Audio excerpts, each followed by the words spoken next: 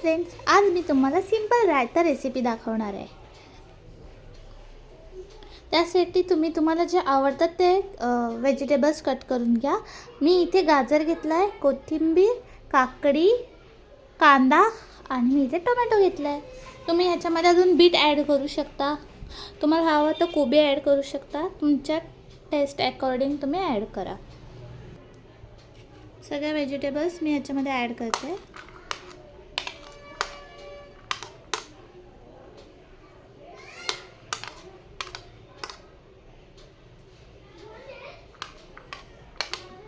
Coriander पण आत्ताच add करून घेते। मिक्स करूयात छानपैकी। आता आपण याच्यामध्ये मीठ ॲड करणार आहोत।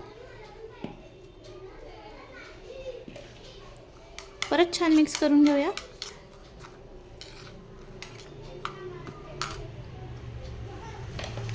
आता आपण यामध्ये 2 टेबलस्पून दही ॲड करूया। परत छान मिक्स करून घेऊया।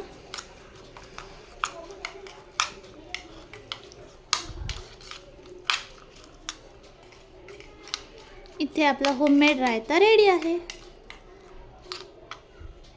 नक्की ट्राय करून बघा।